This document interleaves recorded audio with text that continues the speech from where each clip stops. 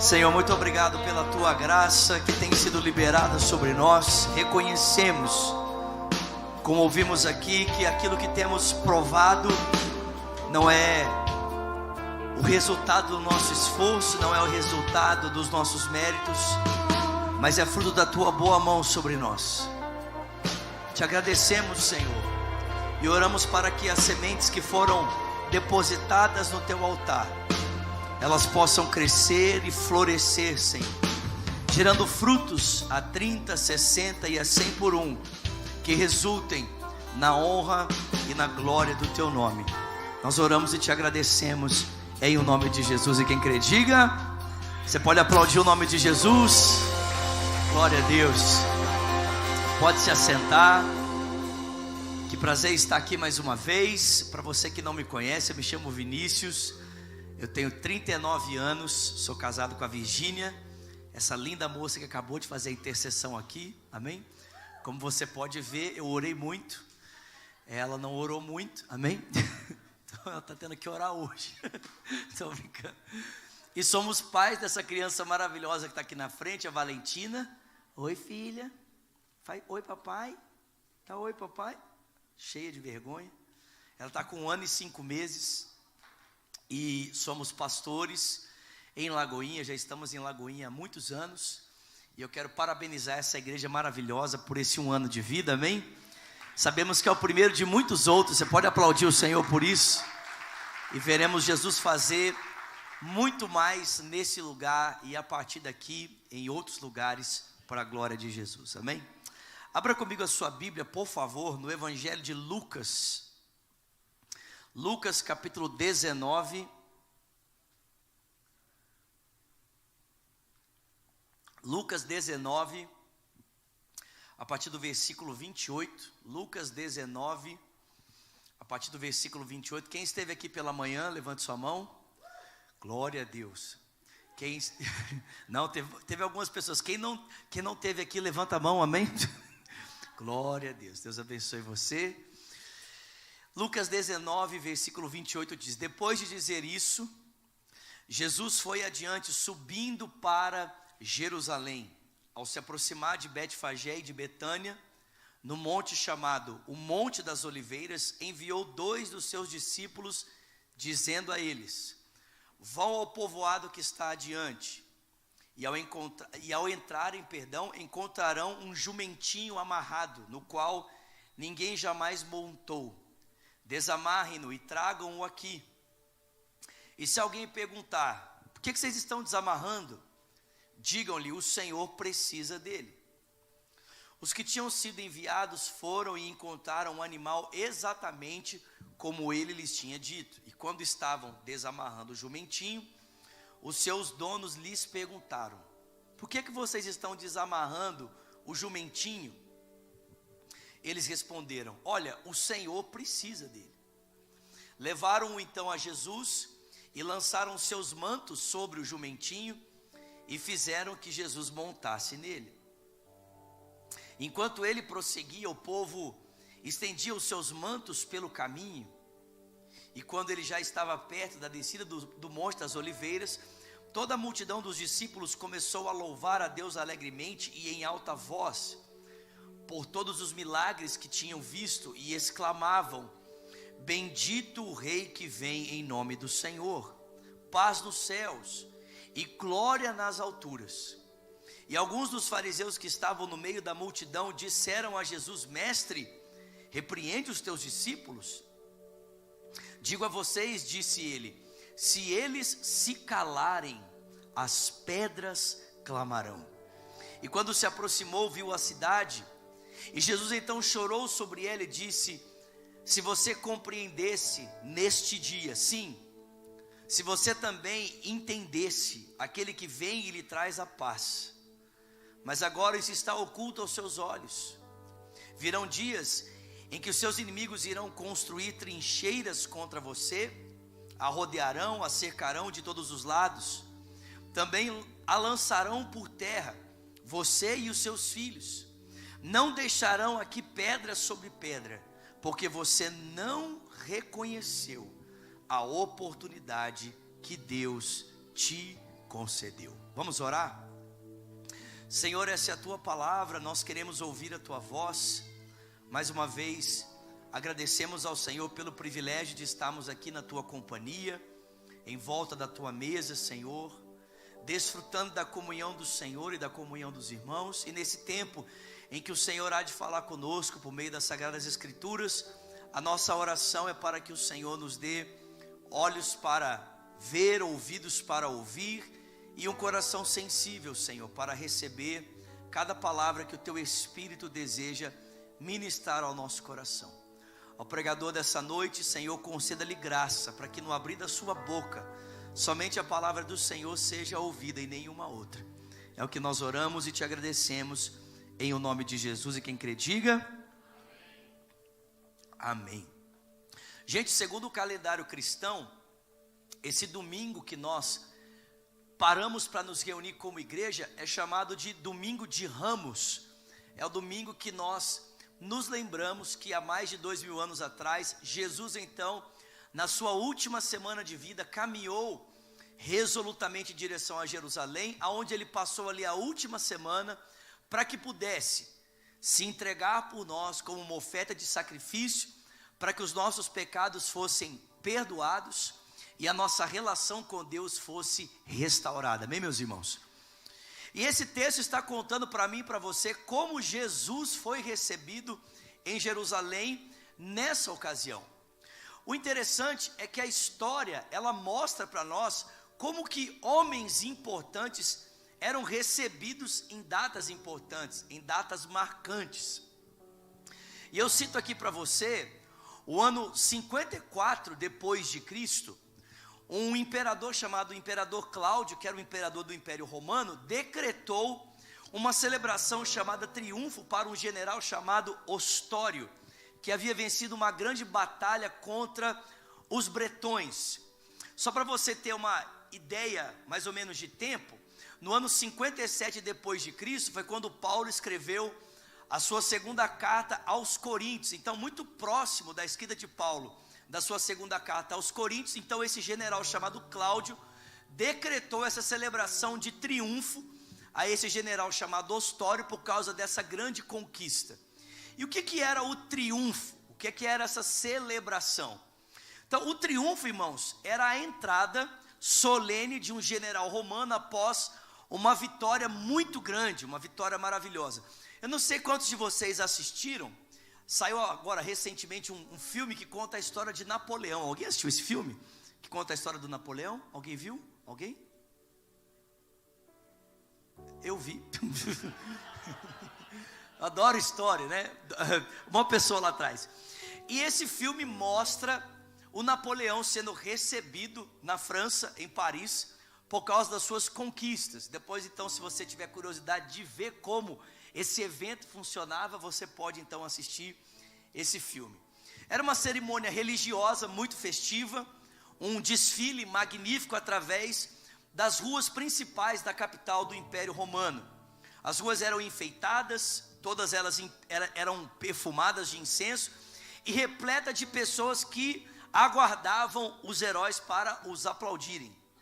O desfile começava com os inimigos vencidos e presos, arrastando correntes, junto com os tesouros que haviam sido conquistados. Depois deles vinham os músicos e os incensadores, e depois um carro puxado por 4 cavalos brancos, um carro de ouro, puxado por 4 cavalos brancos, aonde vinha o general vitorioso. Naquele momento, esse general passava a representar o próprio Júpiter, que era a divindade suprema dos romanos. Ele era adornado de uma forma fantástica, suas mãos e o seu rosto eram pintados de vermelho. Ele vestia uma túnica e uma toga vermelha bordada em ouro. Em uma mão levava um cetro de ouro, que tinha a cabeça de uma águia, e na outra um ramo de oliveira. Possuía uma coroa de louros, e em suas costas vinha um escravo segurando uma pesada coroa sobre a sua cabeça. Atrás do general vinha o exército vitorioso, seus oficiais e milhares de soldados coroados com louros, marchavam gritando em altos brados: eu triunfei, eu triunfei. É dessa forma que a história descreve para nós como homens poderosos dentro da estrutura do Império Romano e até posteriormente eram recebidos pelos seus grandes feitos. Como é que esses homens que tinham a sua história marcada por grandes conquistas eram recebidos pelos cidadãos que os aguardavam? Com celebração, com uma grande festa. E aqui o texto bíblico relata para nós como Jesus, ao subir a Jerusalém, vai ser recebido nessa cidade onde ele vai passar os seus últimos dias. De que maneira Jesus vai ser recebido agora ao adentrar pelas portas de Jerusalém? E vale lembrar, depois, se você continuar lendo os capítulos seguintes, você vai ver que por parte de quem habitava em Jerusalém não havia muita empolgação. O ministério de Jesus não aconteceu, irmãos, nos grandes centros. Quando você lê a história de Jesus, você vai perceber que grande parte do seu ministério aconteceu numa região chamada Galileia e em cidades pequenas. Nazaré, na época de Jesus, tinha aproximadamente 400 habitantes. Não é 400 mil, não. É 400 habitantes. Uma cidade insignificante. Cafarnaum, uma outra cidade onde Jesus desenvolveu grande parte do seu ministério e depois de ser expulso de Nazaré, a transformou no QG do seu ministério, uma cidade extremamente pequena, um vilarejo. Ou seja, o ministério de Jesus se deu, irmãos, em regiões pouco conhecidas, com pessoas que não tinham nenhum tipo de prestígio, de posição social. E é claro que o Evangelho de Mateus vai mostrar isso para nós. Quando Jesus é recebido e as pessoas que estão em Jerusalém, por causa da ocasião da festa dos pães asmos e posteriormente da Páscoa, começam a ouvir os brados a respeito de Jesus, eles começam a perguntar: quem que é esse homem que está vindo aí? Que homem que é esse aí? O que esse povo está gritando? Por que existe tanta celebração, tanta festa por causa desse homem? E as pessoas respondem: esse aí é Jesus o Nazareno, o profeta da Galileia. Ou seja, Jesus era pouquíssimo conhecido em Jerusalém. Seu ministério não se deu nesse grande centro religioso, mas nas periferias. E é exatamente por essas pessoas que viviam nas periferias do império é que Jesus é ovacionado na sua entrada triunfal em Jerusalém. Você pode dar glória a Deus por isso? O que isso revela a respeito do caráter do nosso rei? É que Jesus, irmãos, ele é um rei humilde. O nosso rei não é um rei que vem montado em cavalos brancos, puxado por uma carruagem de ouro, né? Se eu pudesse aqui destacar algumas palavras que marcam, né, esse cortejo do general romano, eu poderia dizer para você que ali estavam envolvidos poder, glória, força, riqueza, ostentação. Mas na marcha de Jesus em direção a Jerusalém, o que nós vemos são marcos completamente diferentes, porque o nosso rei não é um rei segundo os padrões desse mundo. O nosso rei é um rei humilde, é um rei marcado por um coração de servo, é um rei marcado por um espírito obediente à vontade do seu Pai. Você pode dar uma glória a Deus por isso? Então, diferente do general romano que vinha acompanhado de um exército que destacava ali a sua glória, a sua grandiosidade, Jesus vem acompanhado, mas ele vem acompanhado de pessoas simples. Eu poderia dizer aqui tranquilamente, Jesus vem acompanhado dos pobres que habitavam ali nas regiões mais distantes, mais periféricas do Império Romano. Aquelas pessoas que de alguma maneira durante esses 3 anos haviam sido tocadas por ele, haviam sido curadas dos seus olhos, haviam sido curadas da sua surdez, pessoas que haviam sido curadas da sua paralisia. A essas pessoas, Jesus então tem como companhia nessa subida triunfal para Jerusalém. Tem alguém comigo aqui? Há um outro rei marchando em direção à volta para casa, em direção a Jerusalém. É claro que Jerusalém não era a casa do Senhor, mas por meio dela ele seria levado de volta à sua casa, amém? A casa do seu pai. E vem acompanhado então dessas pessoas que marcam para nós essa qualidade, essa característica do ministério de Jesus. O texto bíblico diz para mim e para você que essa subida se dá num momento muito importante na história dos judeus. Poucos dias depois, ali, 7 dias depois, os judeus celebrariam a Páscoa. E a Páscoa no imaginário judaico era um marco na sua história, porque Deus havia iniciado a sua trajetória de Israel como uma nação propriamente instituída, com leis, com regulamentos e com uma terra que possuiriam após a libertação do contexto da escravidão no Egito. Então, após 400 anos, debaixo da opressão do faraó, Deus levanta Moisés e com braço estendido e mão poderosa, a Bíblia diz que Deus liberta esse povo. E agora, passados milhares de anos, Jerusalém está sendo invadida de certa maneira por esse grupo de pessoas simples que tem à sua frente um homem que tem os últimos 3 anos marcados pela manifestação do poder de Deus. E é claro que na expectativa do imaginário desse povo existe um desejo e um anseio. E que desejo é esse? É que Jesus seja o libertador de Israel. É que Jesus aproveite a ocasião da Páscoa e a subida para Jerusalém para colocar os romanos no seu devido lugar e libertar esse povo da escravidão política, da escravidão opressora dos romanos, para que Israel novamente possa passar a viver em liberdade. O que acontece, irmãos, é que durante toda a vida de Jesus, ele esteve em confronto com o poder, mas não o poder romano. Ele esteve em confronto com os poderes das trevas. Porque na verdade, irmãos, a grande opressão que as nações do mundo experimentam, tanto nos dias de Jesus quanto ainda hoje, elas não se dão apenas por impérios, governos, tiranos. Na verdade, a Bíblia deixa muito claro para mim e para você, que esses governos são aparelhados, eles são usados pelo príncipe deste mundo, são usados por Satanás, para oprimir as pessoas e distanciar os homens do plano de Deus. Jesus entendia isso. É por isso que grande parte do seu ministério ele passou em atrito, em confronto com demônios, espíritos malignos. E agora ele estava ali para dar o grande finale dessa história, o grande desfecho. Ao vencer Satanás na cruz e ao ressuscitar ao 3º dia, para ser levado à direita de Deus. Mas infelizmente no imaginário judaico a expectativa era uma libertação política. Vai acontecer uma libertação com cunhos políticos, com cunhos estruturais, vai acontecer. Presta atenção, querido. A caminhada de Jesus, a caminhada que ele estava fazendo era uma caminhada longa. Ele havia saído da cidade mais antiga do mundo, Jericó, que fica a 400 metros abaixo do nível do mar, e estava subindo para Jerusalém, uma cidade que fica a 800 metros acima do nível do mar. Era uma caminhada de 25 quilômetros pelo deserto íngreme da Judéia. E as marcas que podemos ver nessa jornada, nessa trajetória do nosso rei, são amor, humildade, compaixão, simplicidade. Essas são as marcas do nosso rei humilde. Alguém pode dar glória a Deus por isso? Eu quero destacar para você aqui 3 momentos do texto em que nós podemos perceber Jesus sendo apresentado como um rei humilde. Existem 3 colocações que o texto faz aqui para mim e para você, que descrevem para nós esse caráter do rei humilde.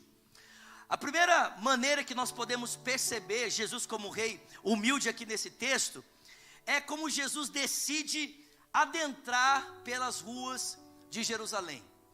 A Bíblia diz que ele decidiu entrar pelas portas de Jerusalém, montado em um jumentinho. Fala comigo, jumentinho. Um texto diz que era uma cria de uma jumenta. Alguns estudiosos, irmãos, acreditam que a razão da palavra aparecer aqui no diminutivo é porque esse não era um jumento ainda maduro, não era um jumento adulto. Ele ainda era um jumento em desenvolvimento. Ou seja, era uma espécie de um filhote. Então ele não tinha ainda a estrutura, ele não tinha ainda, a altura, a formação de um jumento adulto. Alguns estudiosos ousam dizer que talvez esse jumentinho tivesse o tamanho de um pônei. Consegue imaginar isso? Vocês estão comigo aqui, gente? Fala comigo, pônei. Eu falei de manhã, e não custa lembrar. Eu sei, irmãos, que se fosse eu, montado no jumentinho, né? Eu acho engraçado, tem uns varão que tem a mesma altura e ri, gente. Né? Tem um pessoal por aí. Né? Mas se fosse eu montado no pônei, mas eu não acho que Jesus tinha a minha altura, acho que ele era um pouquinho maior. Mas você consegue perceber, de certa maneira, a ironia dessa cena? O rei dos judeus, aquele que vem para libertar o povo, como ele é visto? Montado num jumento, montado em um jumentinho.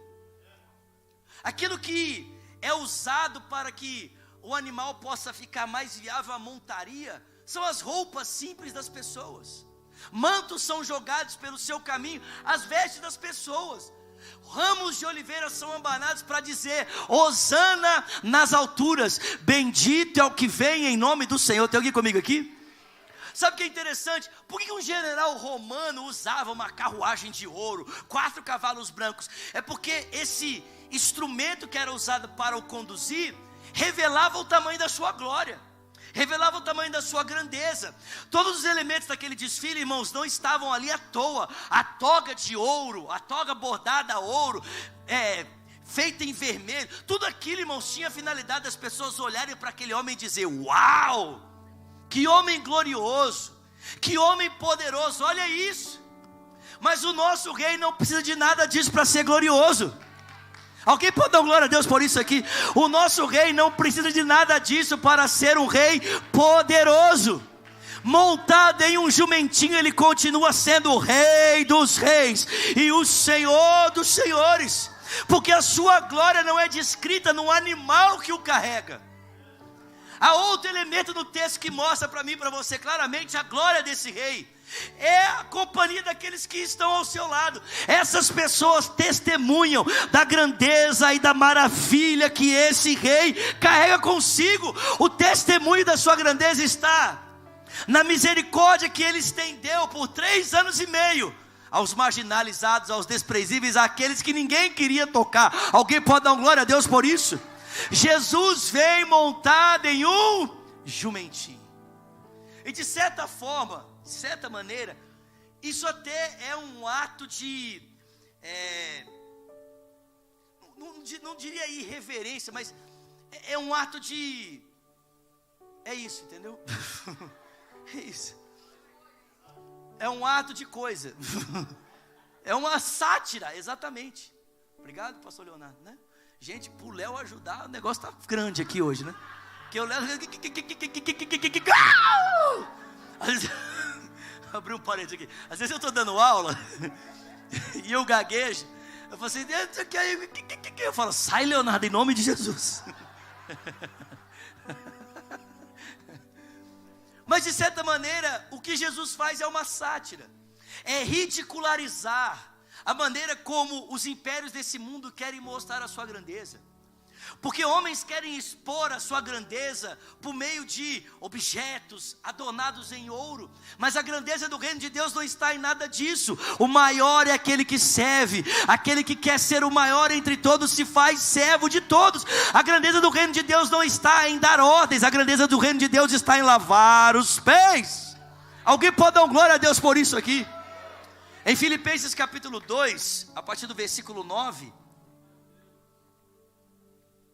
o apóstolo Paulo diz, Filipenses 2, a partir do versículo 5, na verdade: tende em vós o mesmo sentimento que houve em Cristo Jesus, que subsistindo ele em forma de Deus, não considerou que o ser igual a Deus era algo que devia pegar-se. Paulo diz que ele se esvaziou a si mesmo, assumindo a forma de servo, fazendo-se semelhante aos homens e sendo encontrado em forma humana, ele humilhou-se a si mesmo, sendo obediente até a morte e morte de cruz. E ele segue dizendo: por isso Deus o exaltou soberanamente e deu a ele o nome que está acima de todos os nomes, para que o nome de Jesus se dobre todo o joelho no céu, na terra e debaixo da terra, e toda língua confesse que Jesus Cristo é o Senhor, para a glória de Deus Pai. Mas perceba, as marcas desse rei são humildade, humilhação, esvaziamento, entrega. E às vezes, lendo esse texto de Paulo, fica difícil às vezes entender os conceitos aqui, né? Parece assim muito conceitual as palavras de Paulo. Mas para que não houvesse dúvida a respeito do que Paulo está falando, Jesus deixou um exemplo muito claro para que a gente entendesse o que é esse caráter humilde do rei. E em João capítulo 13, a Bíblia diz para mim e para você que poucos dias depois, dessa entrada triunfal, na quinta-feira dessa mesma semana. Então imagina, nós estamos no domingo, então quinta-feira próxima, Jesus, ele reúne os seus discípulos. A Bíblia diz que ele prepara um cenáculo, um local no segundo andar, mesmo local para o qual ele os enviou novamente, os enviou depois para esperarem o Espírito Santo. Eu estive lá nesse local, gente, lá nesse cenáculo onde Jesus ceiou com os discípulos, a última ceia, e aonde ele os enviou para receberem o Espírito Santo, está lá até hoje. Você pode dar uma glória a Deus por isso? Eu estive lá, e o texto diz que ele prepara uma ceia para estar com eles. Mas como era hábito dos judeus, a mesa do judeu ela é baixa, ela não tem pés. Então o pessoal senta no chão e os pés ficam próximos à mesa. E é muito indelicado você sentar junto da mesa se os seus pés estão sujos. Então era necessário que o escravo ficasse à porta para lavar os pés, para que as pessoas pudessem tomar assento à mesa, pudessem tomar lugar à mesa. Só que naquele dia, intencionalmente, Jesus dispensou o escravo. Deixou apenas a entrada da porta, a bacia e a toalha, que era o instrumento que o escravo usava. E todos os discípulos passaram pela mesma porta. Inclusive a Bíblia vai dizer que poucos minutos antes de eles entrarem para esse banquete, os discípulos estavam brigando entre eles para saber quem seria o maior no reino de Jesus. Olha que bênção. Mas isso só acontecia com os discípulos de Jesus, amém, irmãos? Não acontece hoje na igreja, amém? Hoje ninguém briga. A gente se parece muito com ele, sim ou não, gente? Graças a Deus que nós temos Jesus como eles tinham, amém, irmãos? E aí a Bíblia diz que todos sentam à mesa, e Jesus é o último a entrar. A Bíblia diz que assim como todos, ele também entra, toma o seu lugar à mesa. Mas a Bíblia diz que assentado no seu lugar, antes do jantar ser servido, ele se levantou, tirou a sua túnica, tirou a sua roupa, cingiu a sua cintura com a toalha de servo, e ele veio para lavar os pés dos seus discípulos. O lava-pés, irmãos, é a melhor retratação do que nós temos das palavras de Paulo. O lava-pés mostra para nós que o Cristo, que tinha um lugar de glória, decidiu deixar o seu lugar de glória e vestir-se da figura do servo para lavar os pés daqueles que se sujam pelo caminho, para que eles pudessem ser trazidos de volta para a mesa do Pai. Jesus é um rei humilde. Alguém pode dar glória a Deus por isso aqui? Ele é um rei humilde, e a sua humildade pode ser vista na maneira como ele decide adentrar pelas ruas de Jerusalém. A segunda forma como nós podemos perceber a humildade de Jesus aqui nesse texto é pela maneira como ele decide cumprir a sua missão. Não apenas a maneira como é recebido, mas os passos que ele dará diante dessa recepção de ovação, de louvor. Todo mundo comigo? Escute isso. A multidão que acompanhava Jesus esperava um rei político. Os discípulos esperavam um rei político.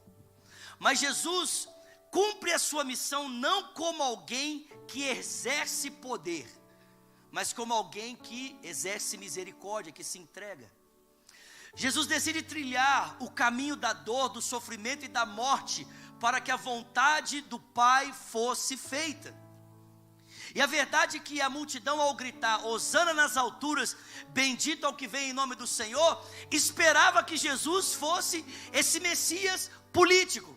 Mas quando eles perceberam que o caminho dele seria marcado por perda, morte e sofrimento, aquela canção que tinha, como tema, como palavras, Hosana nas alturas, se transformou uma outra canção, com outras palavras: crucifica, crucifica. Jesus não se deixa enganar pela celebração das pessoas. Ele sabe que os gritos de empolgação daquele momento se transformarão em gritos de acusação dias depois, porque as expectativas não seriam atendidas. Tem alguém comigo aqui? Enquanto a multidão pensava as minhas expectativas serão atendidas, os meus desejos serão satisfeitos por Jesus. Enquanto Jesus parecia estar fazendo o que eles desejavam, eles estavam prontos para entoar salmos de louvor. Mas quando perceberam que o caminho de Jesus era bem diferente da expectativa deles, a linguagem mudou, de salmos para acusação. Sabe o que é interessante? É que Jesus, apesar de saber que não atender à expectativa da multidão significaria o abandono dela, e até mesmo a sua acusação, ele não se conforma à expectativa da multidão para continuar sendo ovacionado. Ele prefere a rejeição e a distância da multidão, a glória de Deus, pela glória de Deus, do que ficar com os louvores do povo e perder a glória de Deus. Tem alguém comigo aqui nessa noite? Jesus prefere a distância das pessoas, a distância da multidão, não atender às expectativas dos homens para atender a expectativa de Deus, do que atender a expectativa humana e perder a glória divina. Pelo amor de Deus, alguém dá uma glória a Deus aqui essa noite? Gente, isso aqui ensina muito para nós, porque quantas vezes eu e você não fazemos isso? Quantas vezes, para não sentirmos o peso da rejeição, nós não queremos nos enquadrar na expectativa dos outros, atendendo a necessidade dos outros, porque nós não queremos sentir a dor da rejeição. Só que, irmãos, quando nós nos enquadramos na expectativa humana, para não recebermos o peso da rejeição humana, muitas vezes nós acabamos perdendo a glória de Deus. Porque nem sempre a glória de Deus passa pelos mesmos caminhos que passa a expectativa humana. Nem sempre a vontade de Deus se configura, se estrutura nos mesmos moldes que a vontade humana deseja ser realizada. Jesus sabia disso. Ele sabia que isso custaria o abandono de todos. Ele sabia que isso custaria a negação de Judas, a traição de Judas. Ele sabia que isso custaria a negação de Pedro. Ele sabia que isso custaria o abandono dos outros. Ele sabia que na sua cruz estaria sozinho, que no momento de maior agonia, ao invés de estar ali acompanhado dos seus discípulos, estaria chorando sozinho, orando sozinho. Sabia que até mesmo na cruz, por causa do nosso pecado, o pai voltaria as costas para o filho, para não contemplar a sua vergonha. Mas ainda assim, ele escolheu o caminho da humilhação, ele escolheu o caminho do serviço, ele escolheu o caminho da entrega, ele escolheu o caminho da abnegação. Alguém pode dar glória a Deus por isso aqui? Alguém pode glorificar Jesus por isso?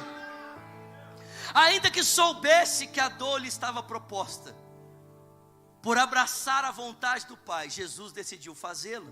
Zacarias 9:9 diz: alegre-se muito, cidade de Sião, exulte Jerusalém, porque aí vem o seu rei, justo e vitorioso. E como podemos ver sua justiça e a sua vitória? Na sua humildade, montado em um jumento, um jumentinho, cria de uma jumenta.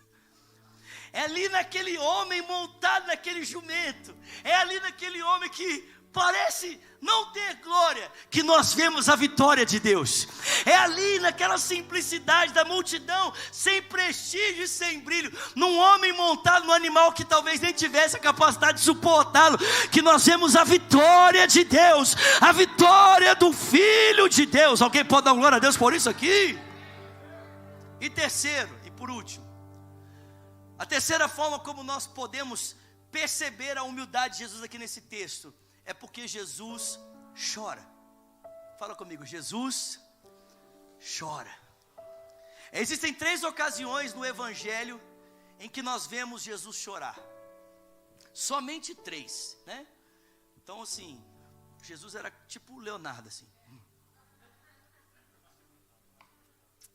Não chora, né? Gente, só para vocês terem ideia, eu conheço o Léo há muitos anos, vocês sabem disso, né? A gente estudou junto e nós tínhamos na época de carisma, igual nós temos aqui a escola de oração, né? Todo dia. E gente, quando o Léo derramava uma lágrima na escola de oração, é porque o céu desceu de verdade. A gente falava assim, não, o Léo chorou hoje, Se o Léo chorou, o céu desceu hoje. Mas Jesus chorou por 3 momentos. Na verdade, são os 3 registros que nós temos. A primeira vez que nós vemos Jesus chorando é em João 11. Quando ele está diante do sepulcro de Lázaro, percebendo a dor de Marta e Maria. O texto bíblico diz que ele fica remexido no seu interior. E aí, João, se eu não me engano, 11:35, alguma coisa assim, diz que Jesus chorou. Jesus chorou. Jesus chorou. A segunda vez que nós vemos Jesus chorando é em Mateus 26, a partir do verso 36. Quando ali prostrado no Getsêmani, submetendo a sua vontade à vontade do Pai, a Bíblia diz que ele chora. E derrama gotas de sangue dos seus poros, dizendo: Pai, se possível, afasta de mim esse cálice. Todavia não seja feita a minha, mas a tua vontade. E a terceira vez que nós vemos Jesus chorando é exatamente aqui nesse texto. Quando Jesus olha para Jerusalém e ele percebe a sua decadência espiritual. E ao perceber a sua decadência espiritual, mas também o tempo da visitação de Deus, e que ao invés desse povo receber a visitação de Deus, para receberem a paz, eles irão rejeitá-lo, é que Jesus começa a chorar. Sabe, quando você olha para a entrada do general romano, existem muitos elementos que se conectariam com aquele desfile, né? Louvor, palavras de exaltação, música, incenso. Mas há um elemento que jamais se conectaria com o desfile do triunfo do general romano: lágrimas. Porque lágrimas expressam fraqueza. Lágrimas revelam compaixão, sensibilidade. E a última coisa que o general romano queria mostrar naquele momento era sensibilidade, fraqueza, compaixão. Ele queria mostrar poder, autoridade, força. Mas o rei humilde não se importa de ser visto em sensibilidade. O rei humilde não importa em ser visto em fraqueza. O rei humilde não importa em ser visto em compaixão. Ele chora. E a Bíblia diz que ele não apenas chora, mas a palavra aqui no original é que ele chora copiosamente. É um choro de lamento, é uma dor profunda. E por que Jesus chora? Jesus chora porque ele sabe o que vai acontecer com Jerusalém. Eu termino dizendo que Jerusalém, irmão, significa cidade de paz, cidade da paz. Mas Jesus sabe que o desconhecimento da cidade da paz, o desconhecimento daquelas pessoas a respeito do próprio Jesus, levará Jerusalém à destruição e ao caos. Tem alguém comigo aqui?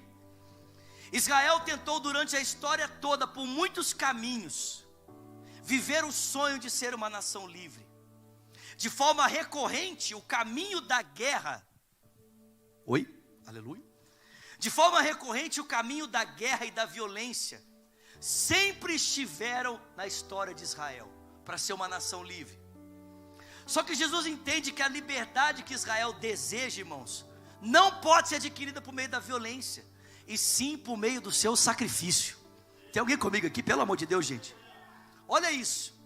Quando o príncipe da paz caminha para a cidade da paz, e ela não o reconhece, a paz que deveria repousar sobre ela se transforma em expectativa de caos. Vocês estão comigo, irmãos? Gente, isso aqui é muito forte. Porque a cidade da paz não recebe o príncipe da paz. Porque a cidade da paz não recebe o rei humilde, não entende os seus caminhos. A paz que ele poderia trazer sobre ela se transforma em expectativa de caos. E eu digo para você, foi exatamente isso que aconteceu, irmãos. Israel permaneceu de pé ainda muitos anos depois da morte de Cristo, e praticando o caminho da violência. Só que no ano 70 depois de Cristo, um general chamado Tito invadiu Jerusalém, e ele a destruiu por completo. A história conta que o massacre, Jesus falou sobre isso, no seu sermão profético ele fala que eles deveriam orar para que a fuga se desse, não no inverno, mas na primavera. Terrível seria aquela fuga, para que as mulheres não estivessem grávidas. Irmãos, depois se você procurar no Google lá, a invasão do general Tito em Jerusalém no ano 70, você vai ver o tamanho da carnificina. Mas a história conta que os últimos judeus que conseguiram se salvar dessa invasão, correram no deserto da Judéia para uma fortaleza chamada Massada. Era uma fortaleza que Herodes o Grande havia construído e ele havia abandonado, era um palácio de inverno. Só que ele tinha abandonado, e eles usaram essa fortaleza para se proteger da legião romana. A legião romana rodeou essa fortaleza, e quando eles perceberam que os romanos conseguiriam sobrepor os muros da fortaleza e entrar para destruí-los, mulheres poderiam ser violentadas, crianças poderiam ser mortas. Devido à intensidade da violência e da crueldade dos romanos, os judeus tiveram uma decisão, e a decisão deles foi cometer um suicídio coletivo. Tamanha a intensidade do sofrimento. Mas por que esse sofrimento todo, Zulato? Porque eles não receberam o rei humilde. Porque a cidade da paz deixou de receber a paz, porque não reconheceu o tempo da visitação de Deus. Irmãos, nós às vezes queremos ver Jesus mudar tanta coisa na nossa vida, mas muitas vezes nós não reconhecemos que o caminho de Cristo para a transformação na nossa realidade de caos é o caminho da humildade, é o caminho da humilhação. Quantas vezes famílias em estado de caos, casamentos em momentos difíceis, querem ser solucionados pela imposição da vontade, por gente que quer bater na mesa e dizer, vai ser feito tudo do meu jeito, ou nada feito. Pais que acham que educar os seus filhos significa apenas gritar com eles. Filhos que acham que conquistar a atenção dos seus pais significa uma postura arredia contra a sua autoridade. E aí, ao invés de nós vermos a paz entrando no nosso lar, nós vemos caos. Jesus te chama nesse dia para o caminho da humildade. Jesus te chama nesse dia para o caminho da humilhação. Ele nos diz que talvez a paz que nós tanto desejamos, talvez não esteja na manifestação da força ou do poder. Talvez a paz que nós tanto desejamos esteja no exercício da humildade, no exercício da humilhação. Eu contei essa história na parte da manhã e eu termino dizendo isso para vocês. Alguns anos atrás eu ouvi essa história e ela me marcou profundamente, e eu acho que ela ilustra muito bem esse ponto que eu estou trazendo para vocês aqui. Uma família que eu conheci em Curitiba, uma moça que se tornou muito próxima, uma amiga da minha casa. Ela me contou que alguns anos atrás, a sua família, seus pais, seu irmão, viviam um tempo muito difícil em casa. A família estava vivendo um tempo de desestrutura familiar, o casamento dos pais não funcionava muito bem, a relação entre os pais e os filhos não estava saudável, entre eles mesmos, os irmãos, não estava saudável, e ela estava percebendo que talvez alguma coisa muito séria pudesse acontecer. Só que esse homem, o pai dessa família, era um homem de Deus, e ao invés de abrir mão da sua família, do seu casamento, ou talvez de recorrer ao caminho, da violência, da força, da imposição da vontade, esse homem decidiu orar. E ele passou alguns dias orando, e ele recebeu uma direção de Deus. Então, num almoço de família, ele juntou a esposa, os filhos, a sogra que morava junto. E ele falou assim, olha gente, amanhã a essa hora eu preciso que todos vocês estejam aqui, porque eu tenho um comunicado muito importante. Devido àquele cenário de tensão, de caos, ficou todo mundo, preocupado. E aí quando chegou o outro dia, na hora que ele havia marcado, estava todo mundo lá sentado na sala esperando. Aquele homem entrou na sala e ele disse, olha, tem alguns dias que eu tenho orado por vocês, orado pela nossa família, porque eu não aceito perder o meu casamento, eu não aceito perder vocês, eu não aceito perder a minha família. E Deus me deu uma direção para esse tempo.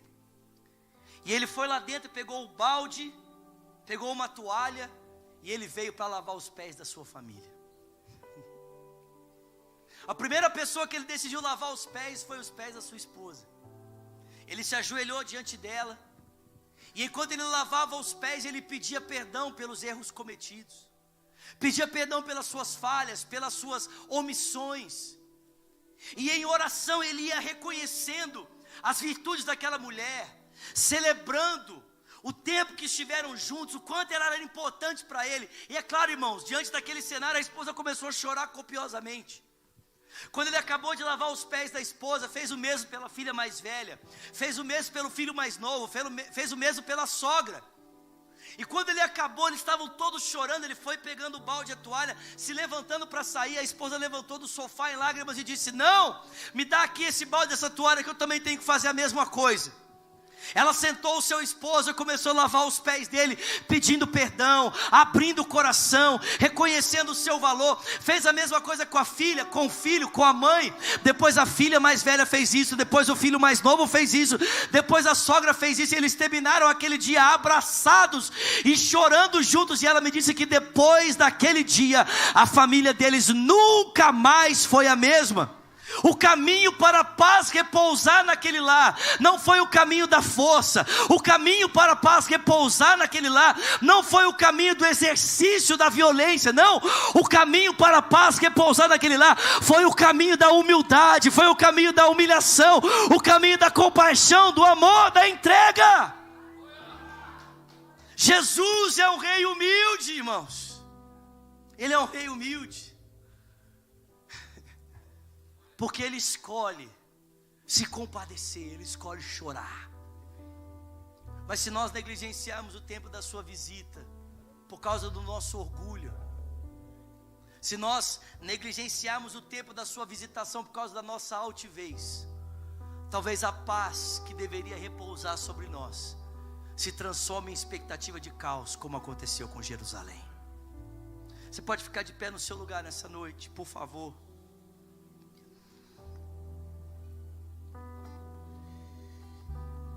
Eu termino dizendo algo para você.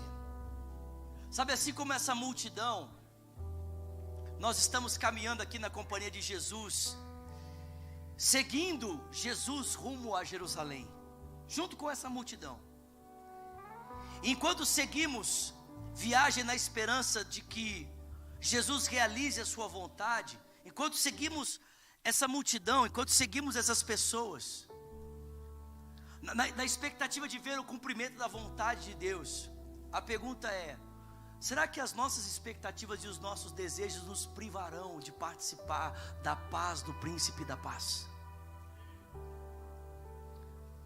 Será que nós estamos prontos, irmãos, para entoarmos salmos de louvor, mesmo quando parece que Jesus não está fazendo aquilo que nós desejamos? Será que nós estamos prontos, irmãos, para estendermos os nossos mantos diante dEle? Será que nós estamos prontos para o glorificar, mesmo quando parece que o seu caminho nos levará em direção à controvérsia, à adversidade, à provação, à morte e à humilhação? Senhor, nessa noite nós queremos honrar o Senhor pela vida de Jesus. Obrigado, Jesus.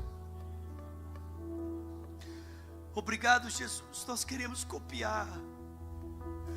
Nós queremos agradecer ao Senhor pelo seu exemplo. Queremos agradecer ao Senhor pela sua vida. Ninguém poderia fazer o que o Senhor fez. Ninguém poderia entrar por aquelas ruas montado em um jumentinho, como o Senhor fez. Mas nós não apenas queremos te honrar, Jesus, com as nossas palavras, nós também queremos te honrar dizendo: forma a tua humildade em nós. Que Lagoinha Atlanta seja conhecida como um rebanho de gente humilde, de gente que reflete a humildade de Jesus.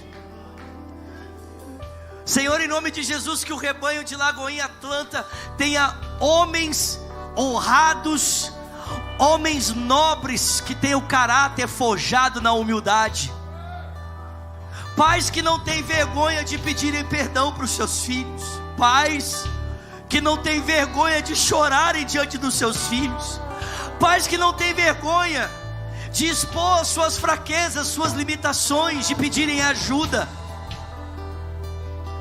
Pai, que o rebanho de Lagoinha Atlanta seja um rebanho de mulheres cheias da humildade do Senhor, cheias da humildade que foi vista em Jesus, cheio da humildade que foi vista, ó Deus, naquela mulher de João 12, em Maria, que lavou os pés de Jesus com suas lágrimas, ungiu-os com bálsamo perfumado, enxugava com os seus cabelos. Mulheres humildes de coração serviente, Senhor. Pai, que no rebanho de Lagoinha Atlanta, Senhor, nós tenhamos filhos humildes, filhos que expressam a humildade na obediência aos seus pais, na honra aos seus pais, filhos, ó Deus, que respeitam e valorizam os seus pais, mesmo que esses ainda não sejam os pais que eles esperam, mas obedecem o mandamento da palavra. Honra o teu pai e a tua mãe durante os teus dias na terra, para que tudo te vá bem e para que vivas vida longa. Esse é o primeiro mandamento com promessa. Dá-nos humildade, Senhor, como pastores, líderes de GC, líderes de ministério, líderes de música, líderes, ó Deus, de departamento, membros, ovelhas. Forja em nós um coração cheio de humildade. Vence o nosso orgulho, vence o nosso egoísmo, vence, Senhor, ó Deus, a nossa rigidez, e cumpra em nós o teu querer e a tua vontade, para a honra e para a glória do teu nome, em nome. Seus olhos fechados, suas mãos sobre seu coração, por favor. Ore comigo dizendo: Senhor Jesus, diga: nessa noite eu abro meu coração. Diga: e eu confesso, Tu és o Rei dos reis, o Senhor dos senhores. Jesus, eu te entrego a minha vida. Diga: recebe tudo que sou e tudo que tenho em tuas mãos. Diga: eu reconheço, Tu és o meu Senhor, o meu Salvador. Ore também dizendo: e eu, Jesus, que um dia andei nos teus caminhos, mas eu me desviei. Diga: nessa noite, arrependido, eu volto na certeza de que o Senhor me recebe. Seus olhos fechados, suas mãos sobre seu coração. Se você está aqui nesse auditório, fez essa oração pela primeira vez dizendo: eu quero entregar minha vida a Jesus Cristo, ou quem sabe você orou dizendo: eu quero voltar para Jesus hoje. Jesus tocou você, falou ao seu coração, e você sabe que precisa voltar. Eu vou contar até 3, eu quero que você levante uma das suas mãos, porque eu quero te conhecer, porque eu quero orar por você. Estenda suas mãos para cá, por favor. Você pode se alegrar com aquilo que Deus está fazendo aqui essa noite. Fala para quem está pertinho de você: Jesus é maravilhoso. Jesus é maravilhoso, gente. Com as suas mãos estendidas, ore comigo dizendo: Senhor Jesus, muito obrigado por essas vidas que se entregam ao Senhor.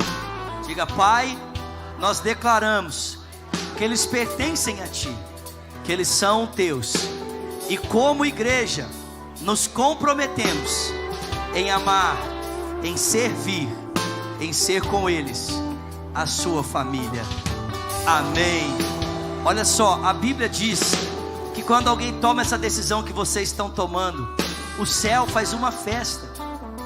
E se o céu faz uma festa por vocês, nós também vamos fazer. Então eu vou contar até 3, e eu quero que vocês se virem para conhecer uma igreja que já te ama, porque ela já orava por você. Pode ser? Vocês estão comigo aí? Vamos lá, gente, vamos juntos, bora! 1, 2, 3, podem virar, por favor. nós irmos embora, eu senti algo no meu coração. Eu já passei bastante do tempo, então assim, já que você ficou até aqui, eu não sei qual foi a última vez que você se ajoelhou na presença de Deus. Não sei qual foi a última vez que você dobrou os seus joelhos para reconhecer a grandeza, a majestade de Jesus. Mas eu senti muito forte, antes de nós irmos embora, eu já vou dar a bênção apostólica, mas que você se ajoelhasse no seu lugar para reconhecer a grandeza de Jesus, a majestade. Se você não pode por causa de uma questão física e tal, não tem problema, amém? Mas dobre os seus joelhos aí no seu lugar, e você pode dizer palavras de exaltação a Ele nessa noite. Nós reconhecemos a Tua majestade, Jesus, na Tua simplicidade, na Tua humildade, na Tua escolha pelos cravos, na Tua escolha pela cruz, na Tua escolha pela coroa de espinhos, na Tua escolha pela nudez, na Tua escolha em derramar a Tua vida por nós. Nós Te reverenciamos, dobramos os nossos joelhos para dizer que nós Te reverenciamos, Jesus. Mas que não apenas os nossos joelhos estejam dobrados, que o nosso coração esteja curvado diante do Senhor. E que a graça do nosso Senhor Jesus Cristo, o amor de Deus Pai, a comunhão e o consolo que vem do Espírito seja com o povo de Deus, aqui e espalhado em toda a terra, desde agora e para sempre. E quem crê diga amém. Você pode aplaudir o nome de Jesus, pode ficar de pé no seu lugar, dê um abraço quem está do seu lado, deseje para ele uma semana maravilhosa, uma semana de bênção, uma semana de vida. Manda ver, Esther.